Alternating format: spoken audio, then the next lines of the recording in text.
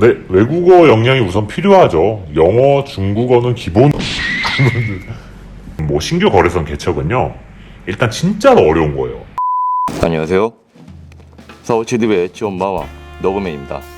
자, 오늘은 해외 영업 현직자분을 모시고 왔는데 현직자분의 보안을 위해서 이렇게 인형을 대신하여서 녹화를 진행을 하도록 하겠습니다. 사실 현직자분이 지금 제 주위에 계십니다. 그래서 생동감 있는 인터뷰는 될 거니까요. 너무 걱정하지 마시고 이 인형 이 인형과 인터뷰를 하신다는 생각으로 봐주시면 좋으실 것 같습니다. 자, 우선 안녕하세요. 안녕하세요. 자기소개 한번 빠르게 해주시기 바랍니다. 네, 석유화학 해외 영업 5년차 신무진입니다. 그냥 바로 들어갈게요. 해외 영업에서 필요한 역량이 있다면 뭐가 있을까요? 네, 외국어 역량이 우선 필요하죠. 영어, 중국어는 기본. 너무 쌉소리네. 이런 당연한 이야기는 좀 쌉소리입니다. 쌉소리를 치부할게요.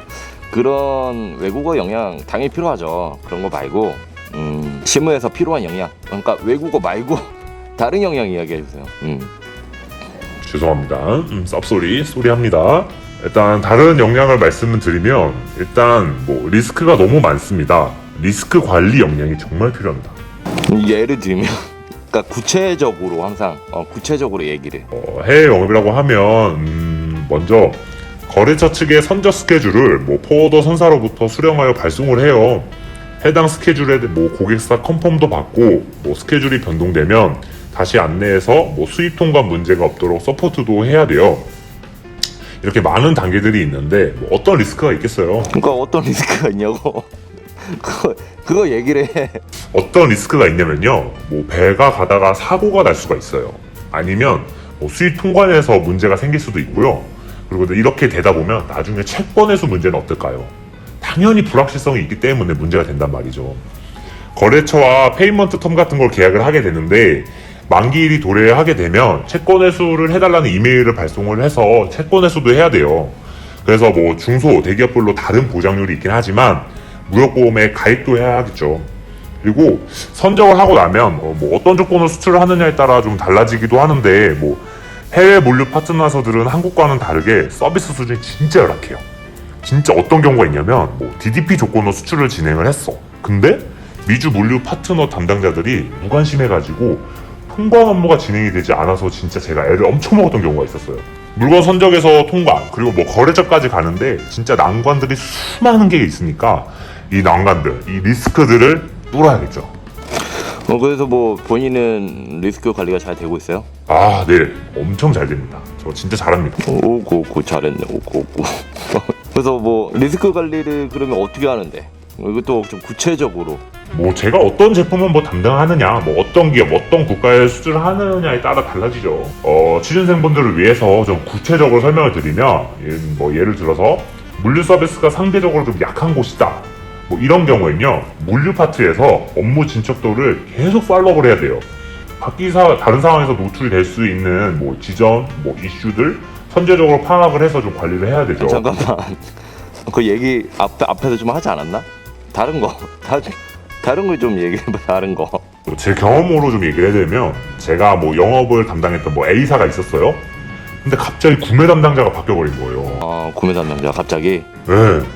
그래서 구매 담당자가 바뀌면 이게 어떤 상황이 벌어지냐면요, 뭐 갑자기 얘네들이 가격 인하를 막 요청하는 거예요. 깎아달라고. 깎아줘라. 이렇게 요청이 들어와요. 그럼 깎아줘? 이게 여러 가지 경우가 있는데 경우를 좀 살펴봐야 돼요.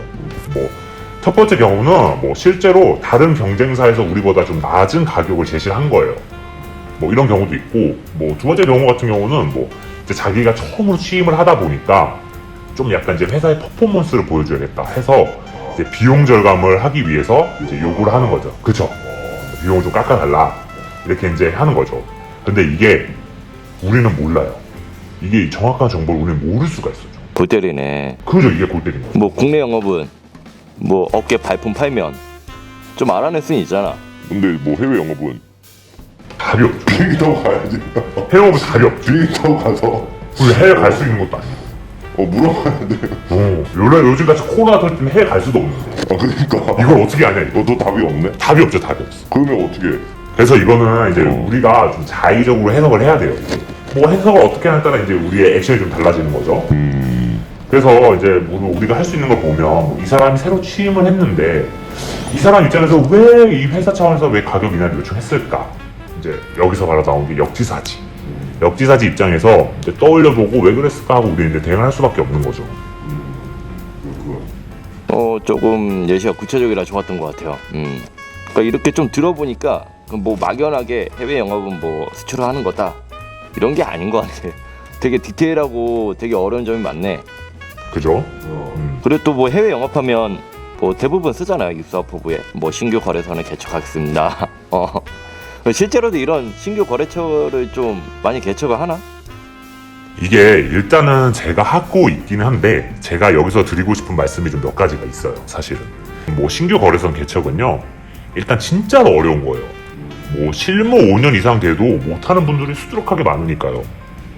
그만큼 좀 어려운 건데 가끔 이제 후배들 자소서를 보다 보면 뭐 죄다 신규 거래소는 뭐 개척하겠다 뭐 이렇게 쓰니까 이게 제가 실무진 입장에서 보기에는 현실성이 너무 없어 보이는 거죠.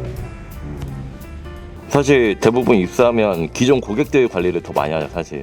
그쵸? 그것도 뭐 우량 고객을 관리할 수도 없는 거고 사고 치면 어떻게 해? 그죠. 이게 그래서 진짜 실무진 입장에서 보면요. 신규 거래소는 한 1년에 한 5군데만 개척을 해도 이게 진짜 회사에서는 미친 실적으로 보거든요. 이게 진짜 어려운 거예요. 근데 궁금한 게 해외 영업이 하는 일이 신규 거래선 창출도 해야 되는 건데 왜 그렇게 어려운 거야? 이게 이제 뭐 석유화학을 예로 보면 이제 이미 글로벌 시장에서 스페셜리티를 확보한 선도 제품을 가지고 있는 기업들이 좀 많이 있단 말이에요.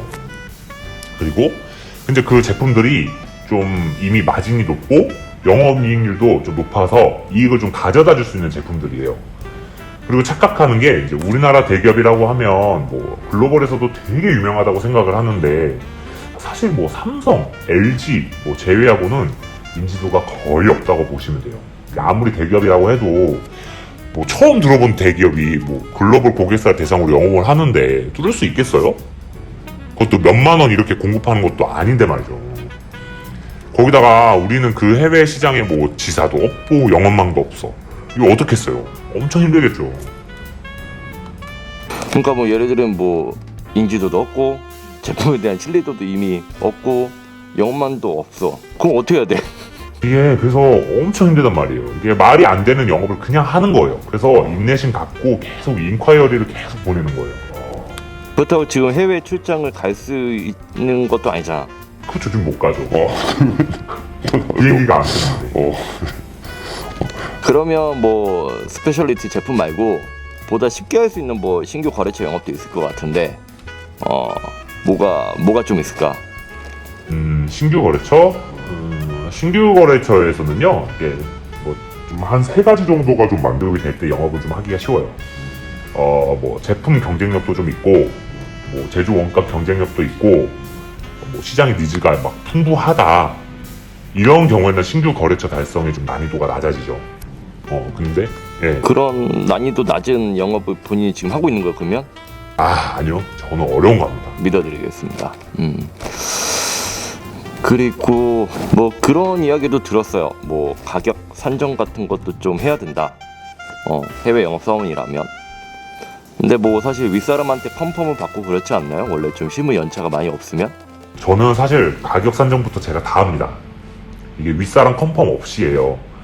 이게 가격 산정도 좀 할 줄 알아야 하는데 이제 그러려면 뭐 비용이라든지 이익 뭐 이런 거 보려면 좀 수치 감각이 좀 있어야 돼요.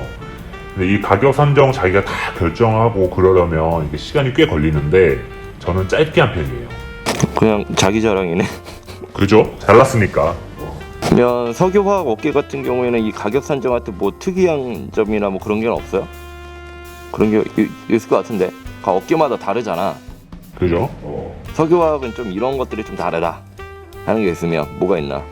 가격 산정에서 좀 더 얘기를 하면 이제 석유화학 업계 같은 경우는 이제 원료 가격 변동이 매월 있단 말이에요. 그래서 일단은 제조 원가 맞추어 이익률을 좀 산정을 해야 돼요. 뭐 그러기 위해서는 선적어를 기준으로 오도 수량을 좀 내고를 해야겠죠. 뭐 당연히 물류 비용도 함께 계산을 해야 되고요. 그런데 이제 이게 보통 업계에서는 입찰 비딩을 통해 이루어지기 때문에 찬연도에 대한 월별 수량을 내고하여 오더를 좀 수주를 하게 되죠. 근데 또 이야기 듣기로는 뭐 입차 비딩 할 때 좀 짜증나는 순간들이 있다. 그때 좀 친구들이 많이 힘들어하더라고.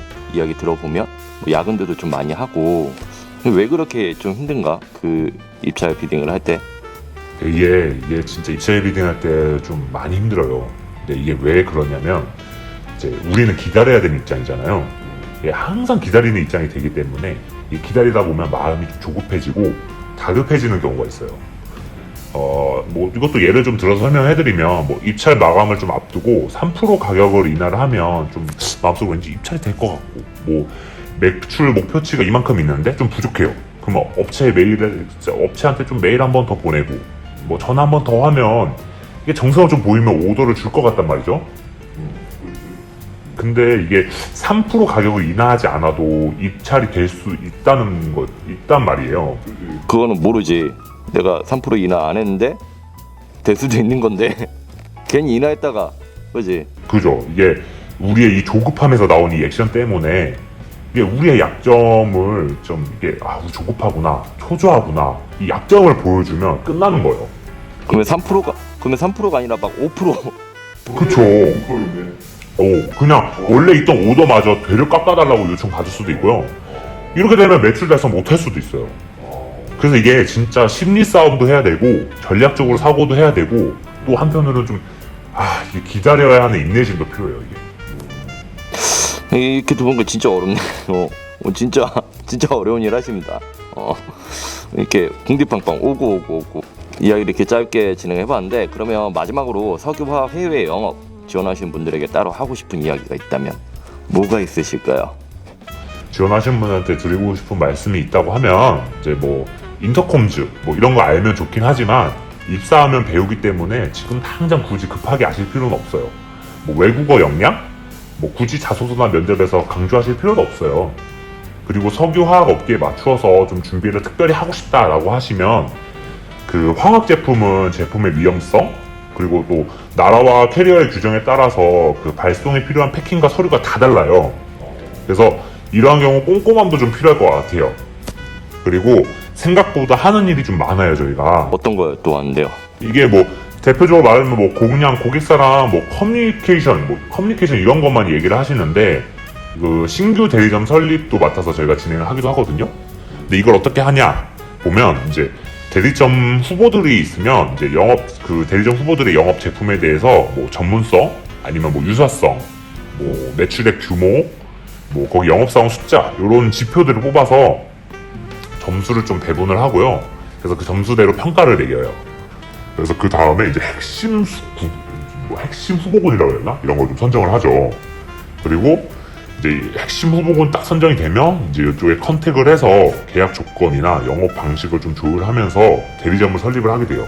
그럼 뭐 어떤 커뮤니케이션 역량이라든지 어떤 뭐 리더십 역량이라든지 추진력이라든지 뭐 이런 역량도 좀 필요하겠네. 그렇죠. 뭐 커뮤니케이션 역량은 기본적으로 필요하고 좀 이런 것들을 이끌어 나가려면 뭐 리더십 역량, 좀 뭔가 끌고 나갈 수 있는 이런 역량들이 중요해요. 알겠습니다.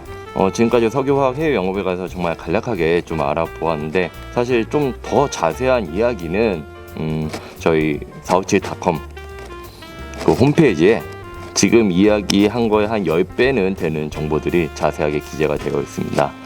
더 많은 정보를 얻고 싶다고 하신다면 457.com 홈페이지 한번 꼭 이용을 해주시면 감사드리겠습니다. 그리고 지금까지 인터뷰를 함께 해주신 우리 곰돌이 현직자분에게도 감사의 말씀을 전합니다. 정말 감사합니다. 감사합니다.